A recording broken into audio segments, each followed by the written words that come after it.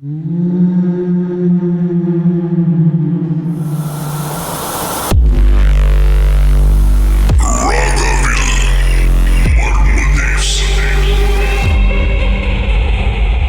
என்ன பயம்படுத்தியது திருமதி நர்மதா?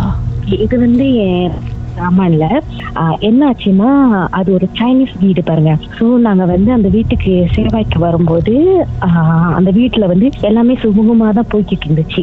ஒரு கட்டத்துல கொஞ்சம் கஷ்டப்பட ஆரம்பிச்சோம். மக திடீர்னு சுரோன காய்ச்சல், அவங்க எதையோ பார்க்க ஆரம்பிச்சாங்க, கை நீட்டி சொல்ல ஆரம்பிச்சாங்க. அப்ப நாங்க நினைச்சோம் நேர கட்ட நேரத்துல வெளியே பிள்ளைய தூக்கிட்டு போகும்போது தான் இந்த மாதிரி ஆயிருக்குன்னு. அப்ப அவங்க வயசு ஜஸ்ட் 2.5 வயசு தான் அவங்களுக்கு. அப்ப என்ன ஆச்சுன்னா, நாங்க சாமி அழைக்கிறவங்க எங்க ஃப்ரெண்ட், என் ஹஸ்பண்டோட ஃப்ரெண்டு, அவர் கூட்டிட்டு வர சொன்னாரு. சரின்னா அங்க போய் பார்த்தப்ப அவங்க சொன்னாங்க, இல்ல இவங்க எங்கேயோ போய் ஈட்டு வரும்போது கூட ஏதோ வந்திருக்கு போல, அதனாலதான் பிள்ளை அழுகுது அப்படின்ட்டாங்க. எல்லாம் முடிச்சிட்டு அங்கிருந்து அவங்களுக்கு கயிறுலாம் கட்டி அனுப்பிட்டாரு. அனுப்பியோடனே வீட்டுக்கு வரும்போது மக வீட்டுக்குள்ள வரமாட்டேன்னு சொல்லிட்டாங்க. வீட்டுக்குள்ள வரமாட்டேன்னு சொல்லி வெளியே நின்று ஒரே அழுக. அப்புறம் அப்படி இப்படின்னு இது பண்ணி உள்ள கொண்டு வந்தோன்னே, வீட்டுக்கு கொண்டு வந்தா பிள்ளை கண்ணு திறந்து பார்க்க மாட்டேன்னுச்சு. யாருமே பார்க்கல, கண்ணை மூடிக்கிட்டு ஒரே அழுக, கையில தங்காம. அப்ப எனக்கு ரொம்ப இதா இருந்துச்சு, இப்படிலாம் இருக்குமான்ட்டு நான் என்ன பண்ணிட்டேன், அன்னைக்கு ஒரு நாள் ராத்திரி அப்படியே போயிருச்சு. மறாவது நாள் நான் என்ன பண்ணேன், எப்போதுமே பிள்ளைங்களை ஸ்கூலுக்கு அனுப்பிட்டு என் பையன் படிக்கிற ஸ்கூல்ல இன்னொருத்தவங்க அவங்களுக்கு அருள் வரும், அவங்க பார்த்துட்டு கேட்டாங்க, ஏமா பிள்ளைக்கு என்னன்னு தெரியலக்கா, அழுந்துகிட்டே இருக்காங்க, என்ன பிரச்சனைன்னு தெரியல.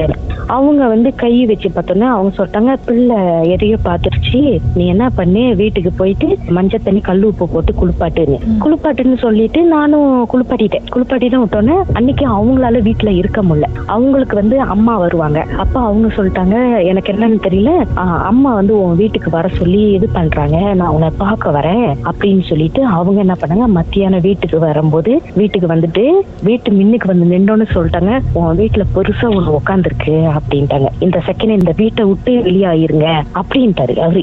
அப்ப நான் சொன்னேன், திடீர்னு போறேன்னா நான் எங்க போறதுன்னு. அப்ப சொன்னாங்க, நீங்க என்ன பண்ணுங்க, என்னால பார்க்க முடியாது, நீ எங்கேயாச்சும் நம்பிக்கையா உன் மனசுக்கு எங்க நம்பிக்கைன்னு படுதோ அந்த இடத்துக்கு போய் பாருனாங்க. அப்ப நான் என்ன பண்ணேன், அன்னைக்கு ராத்திரி வெளியாயிட்டு பேச்சியம்மன் கோயில் சாமான்ல இருக்கு, ரொம்ப பாப்புலரான கோயில், அங்க போய் பார்த்துட்டு அவரு என்ன பண்றாரு, சொல்றாரு வீட்டுக்கு போவாரு, பிள்ளைய வேற வீட்டுக்கு கூட்டிட்டு போங்கன்னு. சரி மாமியார் வீட்டுல வச்சுட்டு அதுக்கப்புறம் என்ன பண்ணும், 2 நாள் கழிச்சுதான் என்கிட்ட சொல்றாங்க, அவன் வீட்டுல 1க்கு 9 ரூபத்தை 3 முச்சதுல இருந்து 4 முச்சந்தி வரைக்கும் ஃபுல்லா கட்டிட்டான்.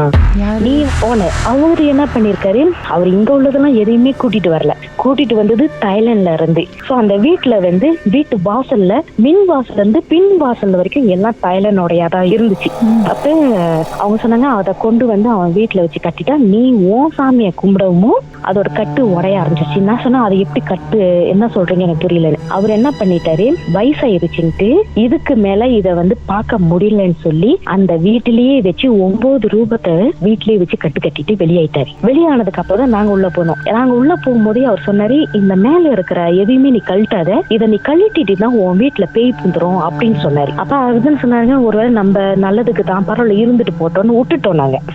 நாங்க தமிழ் சாமி கும்பிடவும் அது வேற பொருளும் இருக்கவும் நாங்க கும்பிட அதோட கட்டு உடைய ஆரம்பிச்சிருச்சான். அதுக்கப்புறம் சொல்லிட்டாங்க, நீ மீறி அந்த வீட்டுல இருந்த நீ உன் பிள்ளைய இழந்துருவேன்ட்டாங்க. அவங்க கரெக்டா மணி 12 மணி 1 மணி ஆச்சுன்னா மேல பாப்பாங்க, ஓட்ட பாப்பாங்க, செவுத்த பாப்பாங்க, 4 முச்சந்தியில கை நீட்டி சொல்லுவாங்க, வாழை மரத்துல கை நீட்டி சொல்லுவாங்க, அங்க நிக்குது இங்க நிக்குதுன்னு. யாரு உங்க மக?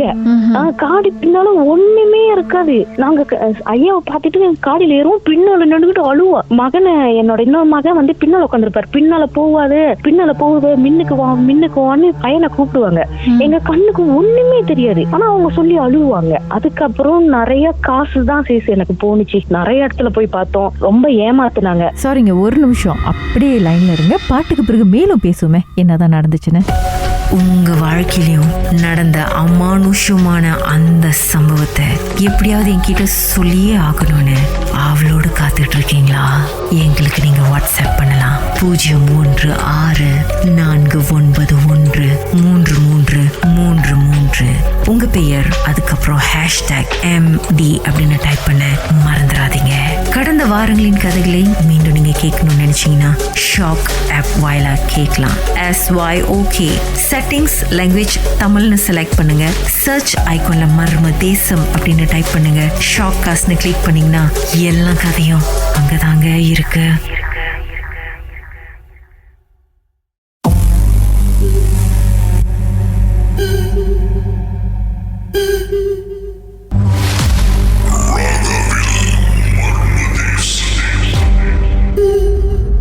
ராகவில் இது மர்ம தேசம். சொல்லுங்க, அதுக்கப்புறம் என்ன நடந்துச்சு? அப்புறம் தான் நான் வந்து பிடாஸ்ல வந்து ஒரு ஆஸ்லி பாக்குறாங்க. அங்க போனேன். அங்க போயிட்டு அவரு சொன்னாரு, ஆமா இருக்கு, அதோட சாப்பாடு வந்து பிள்ளைதான். அந்த நேரம் வரைக்கும் எனக்கு தெரியாது இந்த மாரி வந்து அந்த வீட்டுல இருந்ததுனாலதான் எனக்கு 1க்கு 2 தடவை அந்த வீட்டுல வந்து எனக்கு கரு கலைஞ்சிச்சு.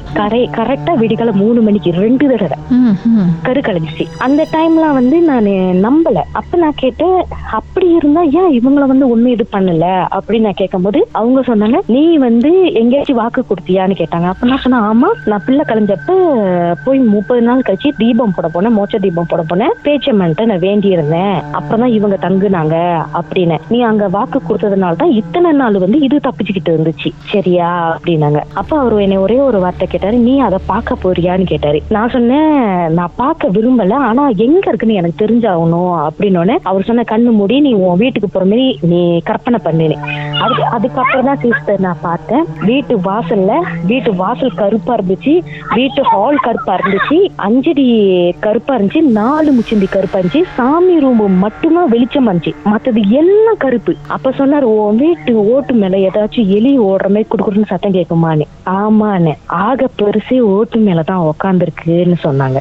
அதுக்கப்புறம் அவரு வந்து என்னென்னமோ செஞ்சாரு, முடியல. அப்பயும் மக வந்து இருக்க மாட்டேன்ட்டாங்க. அப்ப இதெல்லாம் சரிப்பட்டு வராதுன்னு சொல்லிட்டு நான் அழுந்துட்டு பேச்சியம்மன் கோயில்கிட்டயே சொன்னேன், இந்த மாதிரி பிரச்சனை, என்ன பண்றதுன்னு தெரியலன்னு, நிறைய பேர் என்னை ஏமாத்துறாங்க காசு விஷயத்துல, என்ன பண்றதுன்னு தெரியலன்னு. அப்ப அவர் சொன்னாரு, நீ பிள்ளைய கூட்டிட்டு வா, நான் பாக்குறேன் அப்படின்னு சொன்னாரு. சரின்ட்டு நானும் இவங்களை கூட்டிக்கிட்டு அந்த கோயிலுக்கு போனேன். கரெக்டா வெள்ளிக்கிழமை உட்காந்துதான் சொன்னாரு, எவ்வளவு தூரைக்கும் வந்து நீ வெளியாவறியோ அவளுக்கும் உனக்கு நல்லது, நீ மீறி அங்க இருக்கணும்னு நினைச்சேன்னா நீ இவளை மறந்துருன்ட்டாரு. ஏன்னா அது கூட்டிட்டு போற கட்டத்துல இருக்கு.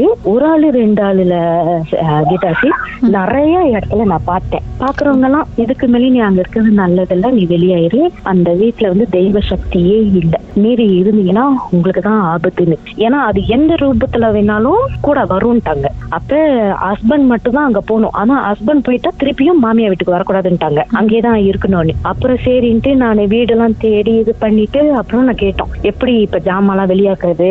அப்ப அவர் சொன்னாரு, கோமிய தண்ணி, கல் உப்பு, மஞ்சத்தூள் தெளிச்சுதான் அந்த ஜாமான் எடுத்து நான் உள்ள வைக்கணும்ட்டாங்க.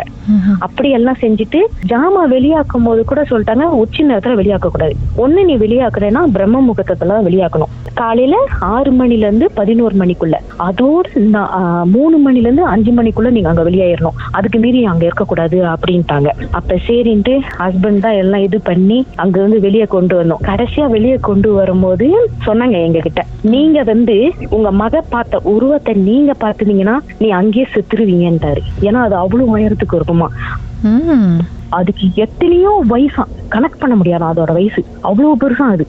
ஆனா அந்த வீட்டுல இருக்கும்போது என் நாய் ரத்தம் கக்கி செத்து போனுச்சு. அதுக்கப்புறம் நாங்க வளர்த்த மீன் செத்துச்சு. மீனெல்லாம் சாவும் போதுதான் அதோட ஒரு கட்டு உடைய ஆரம்பிச்சிருக்கு. கடைசியா பிள்ளைய தூக்குறதுக்கு இருக்கும்போது தான் நாங்க கொஞ்சம் பாத்துக்கிட்டோம். ரொம்ப கஷ்டப்பட்டு தான் அந்த வீட்டுல இருந்து நாங்க வெளியாகணும். வெளியாகி இப்ப அவங்க நல்லா இருக்காங்க, ஒரு பிரச்சனையும் இல்ல.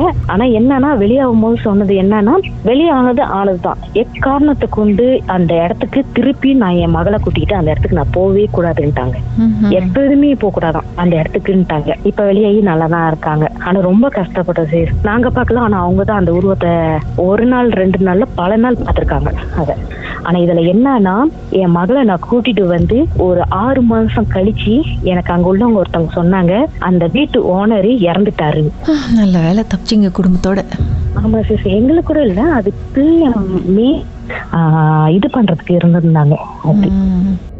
உங்க வாழ்க்கையில மறக்க முடியாத அமானுஷ்யமான சம்பவம் நடந்திருக்கா? இந்த சம்பவத்தை எப்படியாவது என்கிட்ட சொல்லணும்னு ரொம்ப காலமா காத்துட்டு இருக்கீங்களா? போன் எடுங்க, எங்களுக்கு வாட்ஸ்அப் பண்ணுங்க. 0364913333. உங்க பெயர் அதுக்கப்புறம் #MD அப்படின்னு டைப் பண்ண மறந்துடாதீங்க. கடந்த வாரங்களின் கதைகளை மீண்டும் நீங்கள் கேட்கணுமா?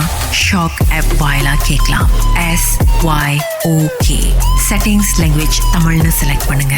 சர்ச் ஐகான்ல மர்ம தேசம், அதுக்கப்புறம் ஷாக் காஸ்ட்னு கிளிக் பண்ணா எல்லா கதையும் அங்கதாங்க இருக்கு.